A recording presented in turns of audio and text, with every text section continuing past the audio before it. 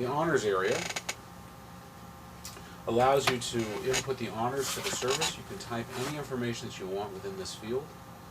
You can change the order of the honors up and down. You can remove honors from one particular student to the next. Here the honors are given a number and they're in order. Currently these honors are unlocked, which means when the student logs in to their site, they can actually edit these honors and then submit the honors to you. But if you were to click on that green box, or that green check mark, and it returns a red X, that means the honors are locked and the student can no longer edit them. You still can.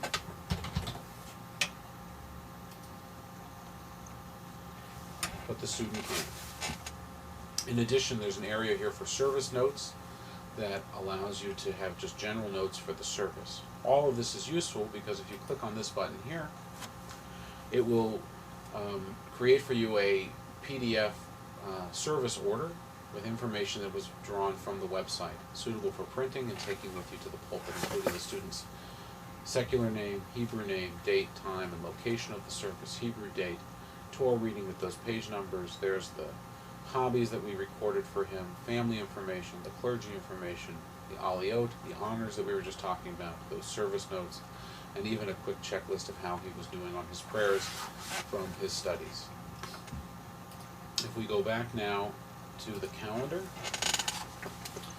this is our existing calendar program. We actually have a new one that will be rolling out soon, but the current live calendar program is this here. It's a fairly simple operation. To add a new event, you choose the date, time, and location, and the who with, and then click Save, and it will put that event into the calendar. And then it will automatically assume that you want to do another event for that same person, another meeting, just a week later, same time, same location. So if we create one now for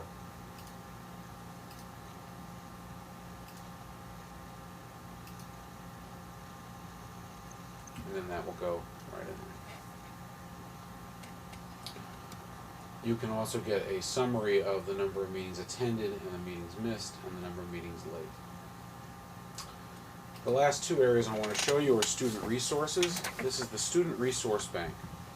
You can upload resources to each individual student by browsing for that file, whatever that resource is. We'll say here, we'll choose this resource here, PDF file, give it a name, give it a description,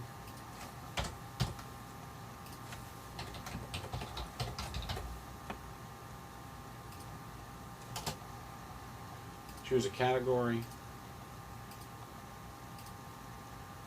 and then click Save, and it will upload the resource. You can make it a global resource and therefore share it with others throughout the system by clicking Global Resource. You can also choose which movement it comes from when you do that. You click Save, that resource then gets uploaded to the system after being approved. If you want to assign resources to this particular student, you can click Assign Resources. And then here we have those 7 blessings. And we want to assign that now just to Daniel. And we want to assign this resource here and this resource here also. Scroll down, we click Assign.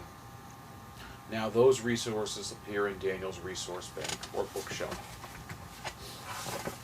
A resource can also be a website, as in the case here, where by clicking on the link,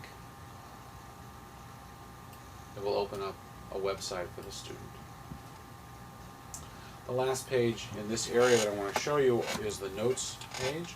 This is a collection of the notes from that assignments page that we were at earlier, but it stores them all in one location, easier to print out and to read in a thorough way to follow the progress of the student.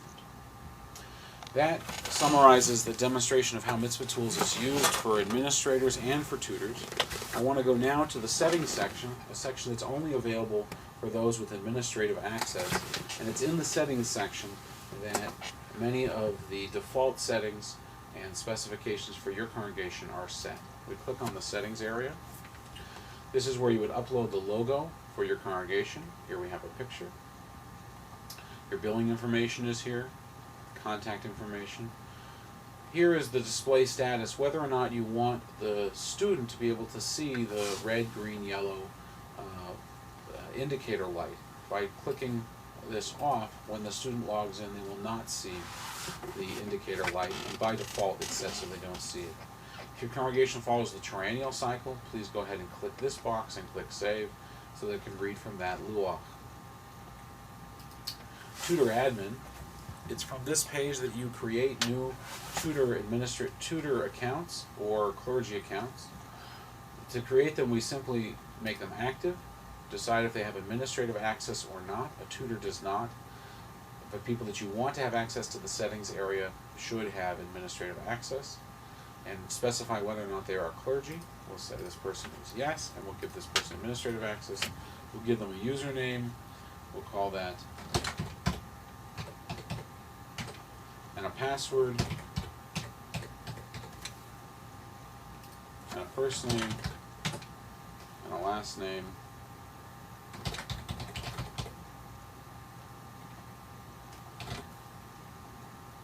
and then an email address.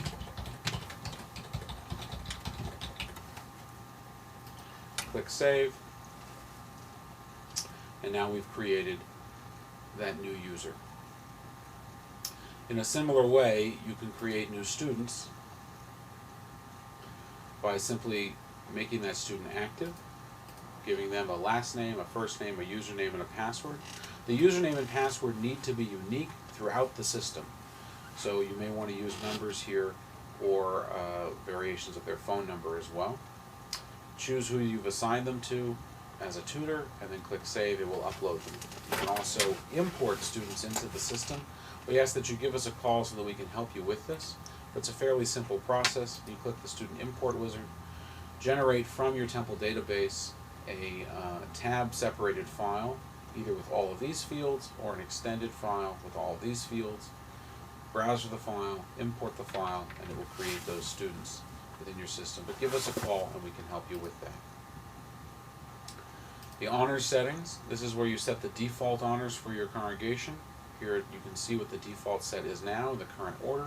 If you wanted to change the order of one of these, you could simply just click on the arrow and it would move them up or down.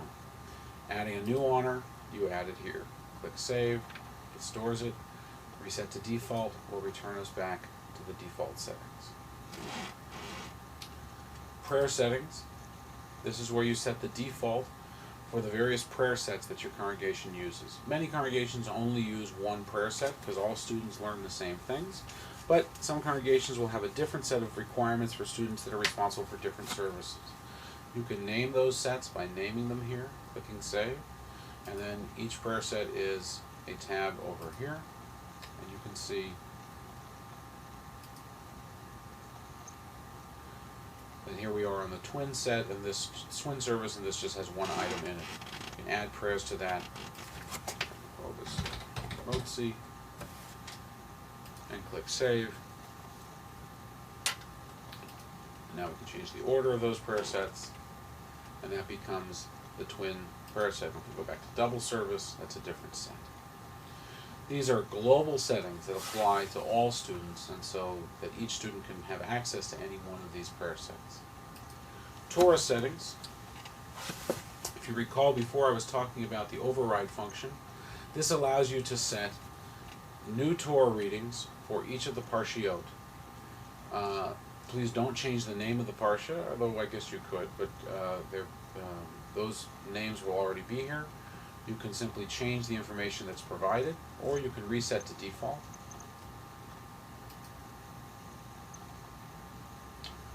And then put in the information for that Torah portion, and then MitzvahTools will read from this table from now on going forward. And lastly, the resource bank. We were talking about this before. Here are your local resources. Here are global resources. If you would like to add resources that are accessible to all students, you do them here from the settings area. This creates the master library of online resources for the students in your system. All of this information is also contained within our user guide, which you can download here. And here is our phone number, which you can call at any time, and we will call you back and answer any questions that we can, and if necessary, create a remote session so that we can help you one-on-one. Hopefully that answers your questions on how to get started with MitzvahTools.